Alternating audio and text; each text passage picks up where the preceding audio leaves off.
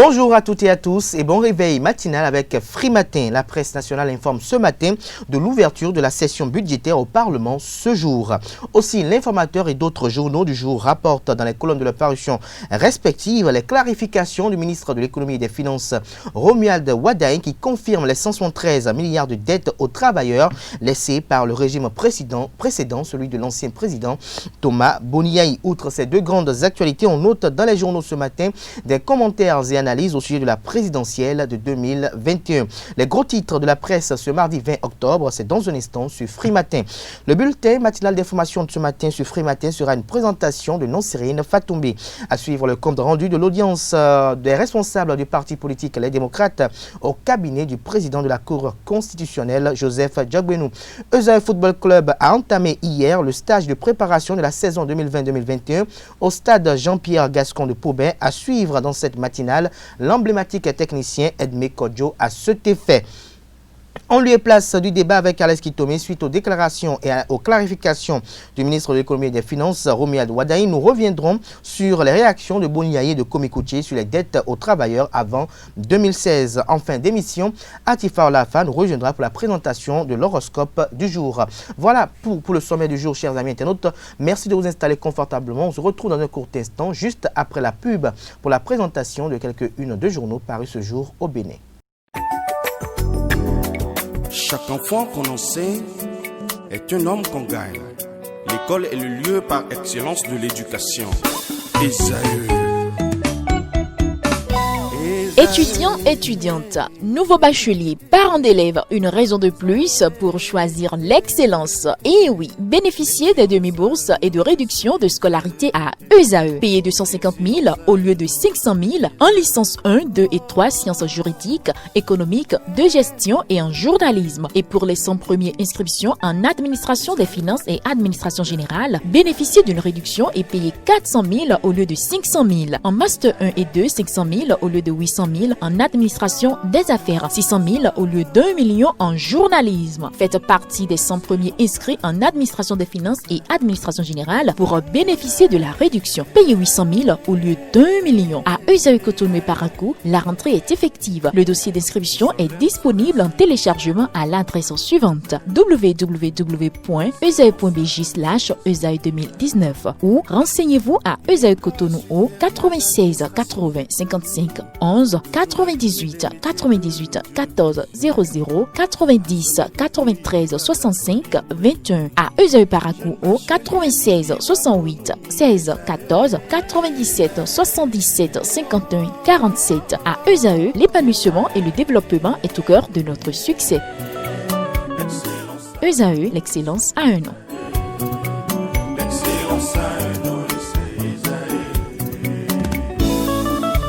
La rumba, c'est la musique des sages. Et Esaü, c'est l'école des sages. Bonjour à nouveau fidèles amis internautes de ESAE TV. Nous démarrons la une des journaux de ce matin, comme il est de coutume tous les matins, par la manchette de l'informateur qui titre ce matin « Polémique autour des arriérés de travail dus aux travailleurs ». Romuald Wadain, ministre de l'économie et des finances, confirme 173 milliards de dettes sous Yahi, 93,8 milliards au titre des rappels sur salaire, 48,9 milliards à l'égard des pensionnés, d'autres dettes liées aux primes et aux autres avantages. Patrice Talon prévoit 1 milliard à chaque mois pour payer ses dettes, 53 milliards déjà payés sur les 93,8 et 27 sur les 48,9. Le pouvoir maintient le cap pour satisfaire les travailleurs. Un dossier vous est proposé dans les colonnes de la parution de ce matin de l'informateur à ce TV, précisément à la page 3 de sa parution de ce matin. Toujours à la une de l'informateur de ce matin, Assemblée nationale, la session budgétaire s'ouvre ce jour. Les détails à la page 4 de la parution de ce matin de l'informateur qui nous renseigne qu'au collège d'enseignement général 1 de Natitingou, 8 élèves, filles, sont entrés en transe hier lundi. Le compte rendu ou des détails sur cette information à la page 7 de la parution de ce matin de l'informateur, dont l'oreille droite de la une de ce matin, comme d'habitude, vous envoie à découvrir dans les colonnes de sa parution du jour. Le journal École produit par les étudiants en journalisme à l'École supérieure d'administration, d'économie, de journalisme et des métiers de l'audiovisuel ESAE. La Nation titre ce matin en manchette Romuald Wadani, à propos des dettes de l'État vis-à-vis des travailleurs, le gouvernement tient à éponger les arriérés. Des précisions à la page 3 de la parution de ce matin du Canard. Toujours à la une de la Nation de ce matin, gestion du contentieux des communes de 2020. La Cour suprême fait un bilan. Des précisions dans les colonnes de la parution de ce matin du Canard, précisément à la page 13. Toujours à la une du quotidien de service public La Nation. Assemblée nationale, ouverture de la session budgétaire ce jour. Des précisions à la page 2 de la parution de ce matin du quotidien de service public. Dabarou en manchette ce matin parle de numérique et de l'enseignement supérieur. Les ministres Aurélie Adam Soulé-Zoumarou et Éléonore Yaïla Descamps mettent en service après mon bac.bj. Des précisions à la page 4 de la parution de ce matin du quotidien. Nous passons à présent à Matin Libre qui présente le président Patrice Talon en manchette et titre élu pour un mandat de 5 ans, Talon, la prolongation qui divise. Des précisions à la page 2 de la parution de ce matin de Matin Libre qui informe également qu'au collège d'enseignement général 1 de Natitengou, 8 élèves filles tombent en transe. Info Matin, titre en manchette ce matin, désignation d'un colistier pour 2021, ABT, pique ou l'AS inconnu, ou l'AS inconnu, Talon dans un choix cornélien. Des précisions à la page 3 de la parution de ce matin du Canard. Toujours à la une de Info Matin de ce matin, dette aux travailleurs. L'ancien secrétaire général Paul Esseiko confond l'ancien président Thomas Boniaï. Des précisions à la page 2 de la parution de ce matin du Canard. Le Béninois libéré, titre en manchette ce matin au sujet de la dette à l'endroit des travailleurs laissés par Boniaï. Biotiane avait déjà tout dit, rapporte le confrère ce matin en manchette. Des précisions dans les colonnes de sa parution de ce matin. Débat autour de la dette laissée par Yahi à Talon. Les clarifications du ministre de l'économie et des finances Romuald Wadani où sont publiées dans les colonnes de la parution de ce matin du quotidien Le Béninois libéré. La cloche, titre en manchette ce matin, apurement des dettes salariales aux agents permanents de l'État. Romuald Wadani reprécise les conclusions de la rencontre entre le chef de l'État Patrice Talon et les responsables des centrales et confédérations syndicales. Les gros efforts d'apurement des dettes loin de tout agenda politique. Des précisions dans les colonnes de la parution de ce matin du quotidien La Cloche. Le matinal titre ce matin en manchette avec les photos opposées du ministre de l'économie et des finances Romuald Wadani et celle de l'ancien président Thomas Boniaï. Le Canard titre polémique autour des dettes de l'État envers les travailleurs. Les chiffres qui confondent Yahi Boni, Romuald Wadani remet les pendules à l'heure. Des syndicalistes confirment l'existence des arriérés. Vaine réaction de Komi Koutié. Des précisions aux pages 2, 9 et 11 de la parution de ce matin du quotidien Le Matinal. Financement 2020 des partis politiques, les fonds déjà sur les comptes de la Commission électorale nationale autonome Sénat, 600 millions pour l'Union progressiste et le Bloc républicain au titre des élections législatives, 900 millions à répartir par l'UP, le BR et la FCBE pour les communales. Des détails à la page 7 de la parution de ce matin du quotidien Le Matinal. Le routier titre ce matin à la une politique nationale, Yahi Boni expose le mystère de Joël Aïvo. Des détails à la page 10 de la parution de ce matin du quotidien Le Télégramme à présent, le Télégramme qui titre à la une ce matin, police communautaire, le ministère de l'Intérieur met à contribution les radios communautaires. Des précisions à la page 6 de la parution de ce matin du Canard. Nous passons à présent à le politique qui titre ce jour à la une, controverse relative aux arriérés du salaire du Méli-Mélo qui vide la continuité de l'État de tout son sens. Des précisions à la page 3 de la parution de ce matin de Le Politique. L'économiste pour mettre un terme à la une des journaux de ce matin.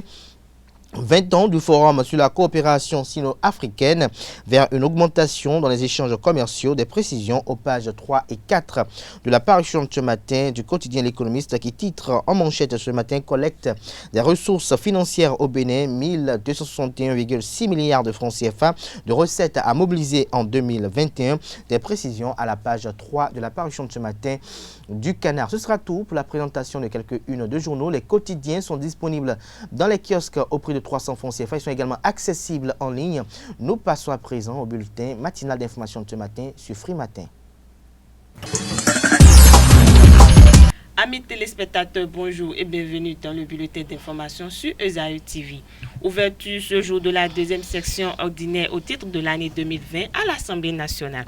Contrairement à la première session, cette session budgétaire va enregistrer la participation des présidents des institutions de la République, du représentant du gouvernement, du préfet de Lomé et du maire de la ville de Porto-Novo. Une délégation du parti Les Démocrates conduite par son président Éric Fondete, de son vice-président Noureni Achade et de l'ancien ministre Saliou Akadiri, membre du parti, était dans la journée de ce lundi 19 octobre au cabinet du professeur Joseph Togbenou. Objectif, exposer et mettre au parfum les difficultés que le parti rencontre dans l'obtention de son récépissé. Les membres de la délégation du parti Les Démocrates ont aussi fait part au président de la Cour constitutionnelle de la nécessité d'une ouverture des élections présidentielles en 2021. 15 milliards de francs CFA d'arriérés dus aux avancements seront payés aux travailleurs dans les tout prochains jours. C'est l'une des décisions issues de la rencontre du vendredi 16 octobre 2020 au Palais de la Marina entre le chef de l'État et les syndicats. Il s'agit notamment d'engagements en lien avec les arriérés nés des avancements et autres glissements catégoriels, une décision qui a fait même réagir l'ancien président Thomas Boniyahi et l'ex-agentier national Komi Kouché.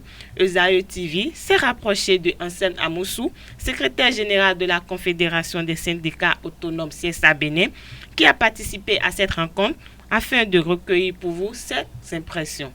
Ce qui s'est passé, c'est que nous avons été conviés au palais de la présidence. Le chef de l'État a souhaité nous faire le point des engagements financiers du gouvernement vis-à-vis des travailleurs, surtout des agents de l'État. Donc à cette séance, on nous a fait le point de tout ce qui a été payé depuis 2016 par le gouvernement de la rupture pour le compte donc, des dettes salariales. Et on avait quelques jours avant déjà été informé que depuis quelques mois, il est mis en place 1 milliard mensuel donc, pour apurer donc, les dettes des travailleurs. Mais la grande nouvelle à cette séance a été l'annonce par le chef de l'État du déblocage de 15 milliards de francs CFA pour prendre en compte une certaine catégorie de dettes salariales qui concerne beaucoup de travailleurs. Et donc voilà, en dehors de ce qui a déjà été fait pour les anciennes dettes, et aussi bien dans le secteur de la santé, dans l'enseignement que pour les retraités, nous attendons aujourd'hui, pour la fin de ce mois d'octobre, le paiement des dettes salariales à hauteur de 15 milliards. En tant qu'organisation sociale, nous avons apprécié. Écoutez, vous êtes en face de quelqu'un qui vous doit de l'argent et qui décide donc d'apurer entièrement une dette. Nous ne faisons qu'applaudir cette décision, surtout que nous avons insisté et il nous a été confirmé que cette annonce-là sera effective pour la fin du mois d'octobre. D'ici une semaine, les travailleurs devraient constater que leur dette salariale a été effectivement payée sur le salaire du mois d'octobre. Donc, nous apprécions d'autant plus que cette annonce est intervenue dans un contexte qui n'est pas un contexte de crise et de grève et de guéguerre. Je pense que c'est le dialogue qui a payé. C'est le dialogue qui a payé parce que cela fait suite à une récente audience que certaines confédérations ont eue avec le ministre des Finances et de l'Économie, à qui nous avons relayé les cris de détresse des travailleurs pour lui montrer que le milliard mensuel débloqué par le gouvernement n'était pas suffisant pour prendre vraiment en compte, pour impacter effectivement donc, les travailleurs sur le terrain par rapport à leurs dettes. Et donc, si le gouvernement entend nos doléances et décide de s'y pencher, on ne peut qu'être satisfait et espérer que le gouvernement ne va pas s'arrêter en si bon chemin sur cette nouvelle option qui est faite de faire jouer pleinement le dialogue social et la concertation pour régler les problèmes. Et pour moi, ce n'est pas une question importante, mais je vais vous dire ce qui a été présenté par le chef de l'État. Ce sont des dettes qui datent donc de la période avant 2016, qui datent d'actes pris avant 2016, mais dont les calculs ont été achevés, évalués, connus sur la période 2016-2020. C'est ce qu'on nous a expliqué. Mais pour moi, qui suis travailleur et qui attend le paiement de mon arriéré, je trouve que la polémique sur l'antériorité de la dette par rapport à 2016 ou pas est une polémique complètement vaine. Je vois des réactions à tour de bras, partout, des anciens qui réagissent, des nouveaux qui répondent, qui répliquent. Et je trouve que vraiment, on n'a pas besoin de ça. On n'a pas besoin de ça parce que avoir été au gouvernement, avoir été dans une gouvernance en tant que chef de l'État et laisser une dette n'est pas une situation anormale. Donc on ne peut même pas faire une polémique autour de ça. Nous savons, tout travailleur sait comment ça se passe, hein, les actes. On prend un acte aujourd'hui, vous avez droit à un acte d'avancement en 2020, l'acte paraît toujours après 2020, c'est-à-dire après la date d'effet. Et donc nous savons tous que lorsqu'un acte paraît, vous devez d'abord attendre de l'avoir en main avant de vous porter vers votre mandataire pour lui remettre l'acte afin qu'il fasse les calculs pour commencer donc à vous programmer. Donc, aucun gouvernement ne peut dire que je pars de la tête du pays sans avoir laissé un minimum de dette. Et donc, c'est dans l'ordre normal d'une gouvernance dans notre pays. Et pour ma part, je ne vais pas m'impliquer dans cette polémique. J'attends simplement la fin du mois d'octobre pour constater l'effectivité donc de cette annonce que le chef de l'État a faite au pays. Dans tous les cas, vous savez, les travailleurs sont dans l'attente. Beaucoup sont satisfaits déjà et seront certainement entièrement satisfaits si effectivement, à partir du 20, nous commençons à constater ça sur le fiche de paye. Il était au micro d'Abdelkader Achirou. La probable candidature du président Patrice Talon à la présidentielle de 2021 fait couler beaucoup d'encre et de salive. Selon le bâtonnier Jacques Migan, reçu sur l'émission L'invité de ce dimanche 18 octobre sur Esaü TV, il affirme que le président Talon sera candidat et gagnera les élections à venir. Je vous invite à suivre un extrait de l'émission. Quant à la gestion, si ce n'est pas lui qui est lui, ce que je ne crois pas, ça n'engage que moi, il continuera. Il n'y a pas d'arrêt dans la gestion d'un pays. Mais si ce n'est pas lui, il le fera avec le nouveau qui sera élu. Est-ce que vous êtes en train de nous annoncer que Patrice Talon est candidat à la présidentielle 2021? Écoutez, il vous souviendra, M. Kader, vous et moi, nous avions la suite dans les idées. C'est ici même que nous avions dit que 3 conditions doivent être réunies pour que le président Patrice Talon soit candidat. Et nous avions dit que le premier, c'est son état, sa disponibilité, sa santé. À ce jour où je parle, le président Patrice Talon est en pleine forme. Et je rends grâce à Dieu qui lui donne, et à lui, et à nous et à vous, une très bonne santé pour que nous puissions continuer à en vivre. La deuxième condition, vous la connaissez, il faudrait que les réformes entreprises, les actions entreprises, les réalisations qui se font aient un impact positif, ce qui est le cas aujourd'hui. Et troisième condition, c'est l'environnement politique. Et nous le voyons, cet environnement, à travers ce qui se passe, surtout aujourd'hui, par rapport aux réformes entreprises en ce qui concerne le système partisan, la réforme du code électoral, ce qu'il avait boudé hier, tous courent maintenant pour l'utiliser afin de créer leur propre existence politique. C'est un succès, il faut le reconnaître. Et c'est ce que je disais tout à l'heure par rapport à ceux qui pensent que la démocratie a des problèmes. Si la démocratie avait des problèmes, ni restaurer l'espoir n'aurait jamais cherché à utiliser les tests combattus pour aller à la création de leur parti politique, encore moins les démocrates, encore moins Foscori.bene émergent. Donc c'est pour vous dire que si ces 3 conditions sont réunies, pourquoi pas? Mais il dit avoir déjà pris sa décision. Hier, il a dit, j'aviserai. Ensuite, il a posé les 3 conditions. Et lorsqu'il a accordé cette interview au journal, au magazine Jeune Afrique, il a dit, ma décision est prise. Mais je la réserve à mes compatriotes, au peuple béninois. Soyons patients, il nous donnera. Moi, personnellement, si vous me posez la question, est-ce qu'il sera candidat? La réponse est oui. J'ai les éléments d'appréciation. On n'a pas besoin d'être un mathématicien ou encore un savant pour le savoir. Tous les créneaux sont là.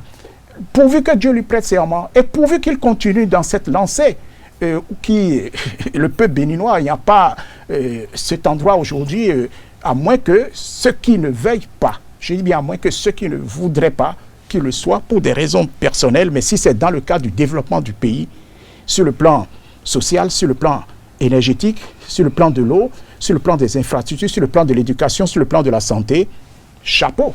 Esaü Football Club a entamé dans la journée de ce lundi matin le stage préparation de la saison 2020 au stade Jean-Pierre Gascon de Kobe. Pendant un mois, sous la houlette de l'emblématique technicien béninois Edmé Kodjo, le staff va s'atteler à redynamiser le groupe des universitaires pour les prochaines échéances, notamment la Coupe de la Confédération Total CAF 2020. La première phase regroupe les anciens joueurs et ceux désirant évoluer au sein de l'équipe. Au démarrage, 28 joueurs, dont le capitaine Marcel Dandinou, Ismaël Sabi et Michael Dossou sont présents. Après la prise de contact avec le groupe dans la matinée, quelques activités en atelier, l'ancien sélectionneur des écureuils est rentré l'après-midi dans la phase active de la préparation lors de la deuxième séance. Conservation de balles avec 2 touches maximum, travail tactique. Le coach Kodjo a souligné l'importance de la communication dans la construction du jeu. Je pense que Isaïe va défendre les couleurs béninoises. Donc c'est un objectif national. Quand il y a une cause nationale, c'est normal qu'on puisse, ne serait-ce que, arriver lors de nos temps morts, ou bien quand on a nos temps libres, pour leur prêter main forte, les accompagner, les rassurer dans ce qu'ils font. Donc ce matin, comme on était libre aujourd'hui, et on est venu donner un coup de main à Isaïe au niveau de la mise au vert à Kobe. Le président, M. Didavi Kanté, a insisté beaucoup pour que lors de nos pauses, on puisse quand même leur donner un coup de main. Et là, c'est comme ça parce que là où ils vont, c'est un marché international. Ils vont jouer une Coupe d'Afrique. Donc il y a des exigences au niveau. Il y a des exigences au niveau des qualités techniques. Il y a des exigences au niveau des qualités tactiques. Il y a des exigences au niveau physique. Les exigences dans l'animation offensive et dans l'organisation défensive assignées à tous les joueurs, jusqu'au même gardien de but, pendant 90 minutes, nécessitent une préparation physique optimale. Quand on parle de préparation physique, il ne faut pas qu'on se méprenne. Ce n'est pas courir, laisser le ballon derrière. Tout doit être fait maintenant avec le ballon pour que, de par leur course, ils soient coordonnés vis-à-vis du ballon. Ils doivent beaucoup jouer avec leur tête et non qu'il y ait des débauches d'énergie. Donc, on a planté le décor. Le matin, on a travaillé beaucoup. Ensuite, c'était fondamentaux devant les buts. Là où il faut attaquer le premier poteau, déposer au deuxième poteau, garder le ballon, faire circuler, ne pas perdre le ballon facilement. L'animation offensive, l'organisation défensive aussi. Ce soir, on a travaillé beaucoup sur le duel. C'est-à-dire que l'équipe qui gagne le duel gagne le match. Donc, à ce niveau, ils ont compris. L'essentiel, c'est d'abord de mettre des repères sûrs dans la tête. C'est dans la tête que ça se passe. Ils savent désormais, selon les tendances de ce duel, à savoir, j'ai dit à la balle, mon objectif c'est de passer l'adversaire, de lui planter la balle dans les filets. Je n'ai pas la balle, c'est à moi de réagir pour défendre, pour lui faire perdre le duel. C'est 50-50 entre 2 personnes, c'est de gagner le ballon. Ainsi. Donc maintenant, ils maîtrisent les contours du duel et quel que soit l'espace, l'endroit où ça se passe sur le terrain, il doit pouvoir maintenant être apte. Mais attention, une première fois, ça ne suffit pas. Il faut répéter, passer l'étape de l'amélioration, de la stabilisation. Ça ne suffira pas, passer à l'étape de l'automatique, sans réfléchir, savoir reconnaître des situations de jeu, trouver la solution tout de suite. Ce n'est pas l'entraîneur qui crie de la touche. Avant que l'entraîneur ne crie, c'est déjà trop tard. Donc nous essayons de mettre un certain nombre de principes en jeu et je pense qu'ils ont un bon organigramme, sinon un bel organigramme, à savoir qu'il y a des joueurs qui sont déjà en place, il y a d'autres qui sont à l'équipe nationale junior, il y a d'autres qui sont partis se chercher et qui promettent de revenir et il y a du renfort derrière. Donc une grande équipe, c'est autour de 15 personnes. Le reste, ça va être des jeunes talents qui vont les supporter en cas de coup dur, casse et consorts. Mais on croise les doigts pour qu'ils se préparent bien. Quand on se prépare bien, vite et bien, ça évite le moment venu des accidents musculaires et consorts. Donc, c'est eu égard à tous ces soucis. Et pour mieux faire que l'année dernière, c'est tout un staff technique. Tous les Béninois ont droit à la parole. J'apprends tout à l'heure que notre docteur de l'Institut va venir demain. Moi, j'ai cette journée. Je leur offre toute la journée. Donc, à partir de demain, un autre va les offrir. Jusqu'au moment où leur staff sera stable et qu'ils pourront surfer pour que dans un mois, on ait un Isaïe prêt pour la grande compétition. Oui. Aujourd'hui, quand on veut voyager, quand on veut discuter à un haut niveau, il y a un marché dans lequel on veut aller discuter. Ça a des exigences. Ce n'est plus le championnat national. Il faut dépasser ce seuil et pouvoir ne serait-ce que avoir les armes de ce marché, à savoir la vitesse maximale aérobie. C'est là que j'ai bien dit tout à l'heure, quel que soit le fait, il n'y a que deux moments forts au football. Quand nous avons la balle, nous attaquons. Quand nous perdons la balle, tout de suite, on se repositionne, on défend. Et ce mouvement qui ressemble beaucoup au mouvement de la mer, à savoir aller, revenir, ça se répète jusqu'à la fin des 100 minutes. Ne disons même plus 90 minutes. En première mi-temps, il y aura des arrêts de jeu. En deuxième mi-temps, il y aura des arrêts de jeu. Donc, le pouvoir tenir ce rythme, d'aller, revenir pendant 100 minutes, ça nécessite une préparation physique. Il est question maintenant, à la fin de la journée, d'évaluer, de quantifier maintenant, parce que c'est une question de quantification, d'évaluer où est-ce qu'ils en sont après toute cette période de Covid, physiquement, jusqu'à quand ils doivent tenir. Parce que amèrement, j'ai constaté que l'année dernière, Isaïe, dans sa Coupe d'Afrique, après 35 minutes bas de l'aile. Donc maintenant, il y a de savoir maintenant où est-ce qu'ils sont, comment surfer, comment orienter le travail qu'on doit passer à ceux qui vont être leurs entraîneurs titulaires pour qu'ils puissent aller loin, c'est-à-dire approcher les 90 minutes et les 100 minutes et qu'on sache que physiquement, ils sont prêts. Quand on parle de physique, ce n'est pas courir, laisser le ballon. Si à un moment donné, on va faire comme certains joueurs, et ils courent mais ils ne sont pas coordonnés avec le ballon. Il est question de travailler avec le ballon du début jusqu'à la fin de l'entraînement pour qu'ils soient en phase et à l'image de ce que les Marocains leur ont fait l'année dernière, qu'ils puissent leur rendre la monnaie, à savoir la bonne occupation du terrain. On a vu ça aussi dans leur système d'âme parce que le système ne gagne pas. C'est l'animation qu'on met dedans, dans la manière d'attaquer et dans la manière de défendre. C'est ça qui va gagner. Donc on est en train de passer en revue tous ces paramètres et on va remettre tout le travail qu'on a eu, quantifié à ceux qui vont être au chevet de Isaïe pour qu'eux ils continuent, pour que la fête soit belle dans un mois. L'état d'esprit est reprochable au sein du groupe, révèle le capitaine Marcel Dandinou. Suivez ses impressions. Ouais, je pense que pour le moment tout va bien, c'est vrai, on a passé beaucoup de temps à la maison. Il y avait l'ambiance du groupe qui manquait et effectivement on a commencé ce matin avec de nouveaux joueurs et quelques anciens et on a travaillé avec le coach Edmé. Je pense que avec le temps, parce que le coach aussi l'a souligné, je pense qu'avec le temps il y aura la cohésion. Mais il y a beaucoup de choses à revoir et je pense que là c'est pas mon boulot et le coach aussi l'a souligné tout à l'heure, donc je pense qu'ils vont voir avec la direction et d'ici peu de temps tout ira bien. Il était au micro de Larios à Diagbelon. C'est tout pour le bulletin d'information. Merci de nous avoir suivis. Merci à vous, Nasrine Fatoumé, pour la présentation de ce bulletin matinal d'information. On retrouve à 19h Billy Laibi pour la grande édition du journal télévisé sur Ezaï TV. Nous passons à présent aux commentaires sur l'actualité avec Carles Kitomi. Carles Kitomi, bonjour. Bonjour Abdelkader Achirou. Alors, nous avons suivi tous les clarifications du ministre de l'économie et des finances, Romy Adouadaï. Alors, qu'est-ce qui aurait pu motiver les réactions de Boniaye et de Komi Kouché?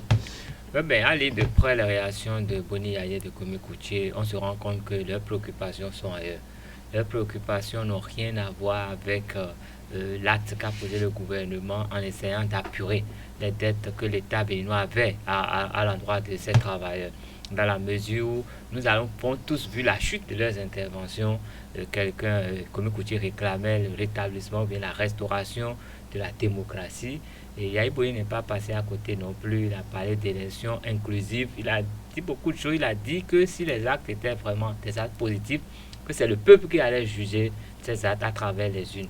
Alors que nous n'en sommes pas encore là. Je crois que nous avons encore 6 mois avant de parler de la présidentielle. Et ils ont voulu tout de suite lier cet acte qu'a posé le gouvernement avec la présidentielle. Donc je pense que leurs objectifs sont clairs. Leurs objectifs n'ont rien à voir avec ce que l'État béninois vient de réaliser. Seulement que, en voulant le faire, ils auraient pu choisir une autre tribune. L'argument n'était pas forcément bien trouvé. Dans la mesure où s'ils avaient vraiment des arguments pour démontrer qu'il n'y avait pas de dette, Ils allaient vraiment étaler ces arguments et chacun allait comprendre ce qui se passait. Mais ils ont juste dit que ce n'était pas vrai, encore que ça ne peut être que vrai dans la mesure où l'État béninois a toujours été débiteur à l'endroit de ses employeurs. Même pendant son temps, je crois que lui-même, le président Yahya Boni avait dit dans son intervention que quand il venait, il y avait des milliards de dettes que le Bénin devait à ses travailleurs, qu'il avait essayé de payer. Il a parlé de 180 milliards, je crois bien. Ça veut dire que c'est une continuité. Les engagements ont été pris, mais n'ont jamais été payés. Donc, c'est dans le temps que cela devenait vraiment effectif. Donc, forcément, il y a des dettes que l'État béninois doit payer à ses travailleurs. Quand l'État décide de les payer, il faut commencer par féliciter l'État pour avoir fait cet effort. En plus que nous entendons, tous les oiseaux de mauvais augure disent que le Bénin n'a plus de l'argent, que le Bénin cherche l'argent partout, on n'en trouve pas. Ceux qui ne sont pas d'accord avec la gouvernance, c'est ce qui se dit partout que bientôt on sera en cessation de paiement. Il y a beaucoup de choses qui se passent et tout d'un coup l'État vient payer jusqu'à à hauteur de plus de 50 milliards, bon 15 milliards tout de suite, mais sur le cumul ça fait quand même 87 milliards que l'État a pu quand même régler dans une surnatoire de 173 milliards. C'est beaucoup. Au lieu de reconnaître le mérite de l'État d'avoir réussi à mobiliser ces fonds, on préfère dire qu'il n'y avait pas de dette. Et en fait, c'est pour distraire un peu l'opinion à mon avis. C'est pour distraire l'opinion à votre avis, mais lorsque l'on écoute le ministre de l'économie et des finances qui confond l'ancien président Thomas Bouniaï, on note également dans la foulée qu'il y a ces syndicalistes, anciens syndicalistes comme actuels syndicalistes, qui sont montés au créneau pour dire niet, et bien évidemment le gouvernement devait aux travailleurs avant 2016. Oui, mais je pense que la vérité ne peut venir que de la bouche de ces syndicalistes parce que de tout temps, c'est eux qui ont défendu les intérêts des travailleurs. Et eux, chaque année, ils disent quand même ce qu'il y a. Ils disent qu'il y a tel avantage qui leur a été accordé, mais qui ne sont pas encore effectifs parce qu'ils n'ont pas encore bénéficié des avantages liés à ces actes administratifs. Et donc, même aujourd'hui, nous parlons, tout ce qui est payé aujourd'hui, c'est ce qui était là avant 2016.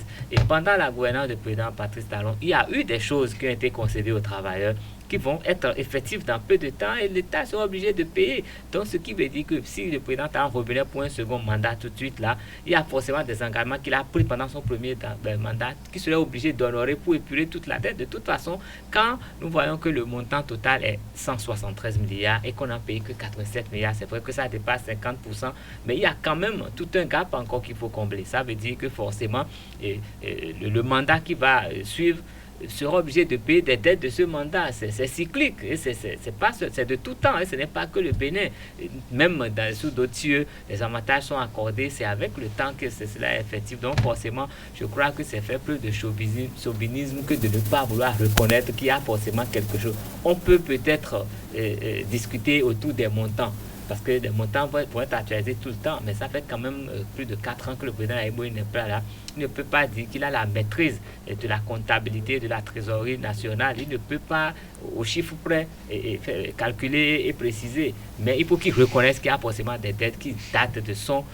C'est pas pour dire qu'il n'a pas été un bon président. C'est cyclique, c'est normal. Il a payé pour un mandat qu'il n'a pas fait. Quelqu'un paie pour le mandat qu'il a fait. Ce n'est que justice. Donc le reste, il ne faut pas jeter l'opprobre sur ce que l'autre fait. Je dis, on peut ne pas aimer son chien, mais il faut reconnaître que le chien est plus rapide que vous.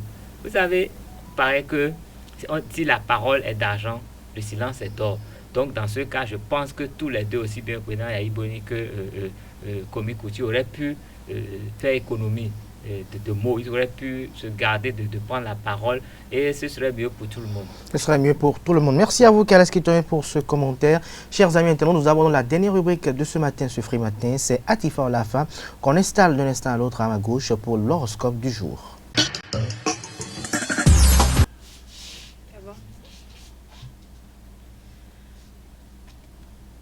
Bonjour chers téléspectateurs, démarrons comme de coutume les prévisions astrologiques de ce mardi par les natifs du signe Bélier. Chers Bélier, vous êtes plus motivés que d'habitude par vos projets pour l'avenir, le partage d'idées et la connexion.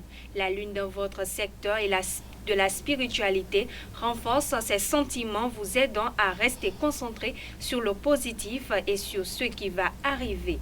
Vous pouvez apporter une réelle créativité, du plaisir et du charme à la plupart de vos activités. Taureau, vous pouvez éprouver un fort désir de verser plus d'énergie et d'amour dans un projet spécial aujourd'hui et demain. Vous êtes plus créatif dans votre travail ou dans la gestion des tâches et des responsabilités. La Lune passe la journée dans votre secteur de l'intimité, se connectant bien avec Mars et le Soleil, et vous pourriez chercher un sentiment de croissance émotionnelle lente mais régulière. Gémeaux. Natif du signe Gémeaux, vous pourriez faire l'expérience d'un lien plus profond avec une personne spéciale en partageant des activités ou des idées qui sortent de la routine et de l'ordinaire. Vous pourriez vous sentir sur la même longueur d'onde qu'une personne importante dans votre vie, en particulier sur ce qui concerne les philosophies personnelles, les idéaux ou les objectifs de bonheur. Cancer. Les énergies aujourd'hui ont tendance à vous encourager à plus d'énergie dans un projet ou une relation. Vous tirez votre force et de votre famille ou de relations avec des personnes qui sont comme votre deuxième famille.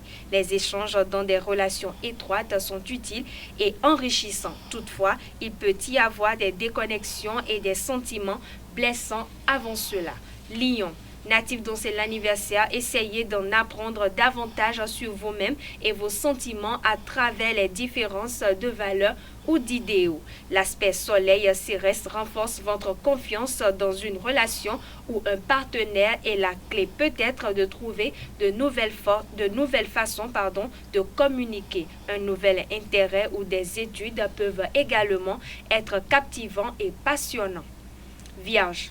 La Lune passe la journée dans votre secteur domestique et familial, mettant l'accent sur votre vie sentimentale. De plus, les projets de travail et les programmes de santé ou de conditionnement physique commencent à progresser et l'envie de se remettre sur le droit chemin augmente. C'est une bonne journée pour vous sentir plus efficace et engagé, en particulier dans votre travail et dans les affaires pratiques. Balance. Il vaut peut-être mieux être à l'écoute des autres aujourd'hui, car Vénus, votre planète gouvernante, forme un carré vers le nœud nord. Il y a aussi une tendance à se tourner vers des habitudes qui ne soutiennent pas votre croissance et vos objectifs actuels. Cependant, à mesure que la journée avance, il y a une bonne énergie pour s'investir dans un projet ou une cause. Scorpion, les attentes des autres pourraient être un peu décevantes aujourd'hui ou vous pourriez faire face à quelqu'un de désagréable ou d'insensible. Vous pourriez découvrir de nouvelles façons de traiter les zones problématiques qui se révèlent très efficaces. Vous pouvez éprouver un désir accru de travailler sur des projets à domicile ou de développer des liens avec la famille. Natif du signe Sagittaire, vous pourriez aimer, guider et soutenir les autres ou apprendre quelque chose de précieux aujourd'hui. Comme Mercure est encore rétrograde, une énergie intense avec vous aujourd'hui pour la pensée créative et la communication. Les idées générées maintenant sont particulièrement fertiles et créatives, mais c'est le processus d'échange qui vous intéresse le plus. Passe à présent aussi aux natifs du signe Capricorne. Les autres semblent reconnaître votre utilité plus que d'habitude aujourd'hui et demain, ce qui vous motive à vous guider, à aider et à soutenir encore plus. Le désir est fort de nourrir et de développer une entreprise, un projet ou même une idée. Vos compétences en management ou vos qualités de leadership peuvent être mises au point maintenant. Verseau. Il peut y avoir des désaccords ou des malentendus avec les autres aujourd'hui. Vous pourriez constater que vous et les autres êtes plus insensibles que d'habitude et qu'il peut y avoir des déconnexions avant de pouvoir renforcer vos relations.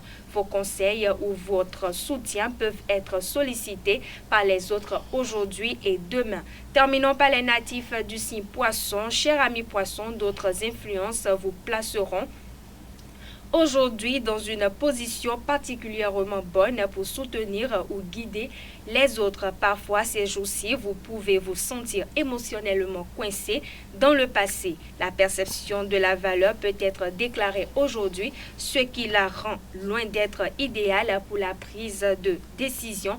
importantes. Ce sera tout pour les prévisions astrologiques de ce mardi. Merci de m'avoir suivi et à très bientôt. Merci à vous, Nansirine Atifa Olafa, pour la présentation des prévisions astrologiques de ce jour. Merci à vous, chers amis internautes, pour l'attention. On se retrouve demain à la même heure avec le même plaisir. Portez-vous bien et excellente journée de travail à toutes et à tous.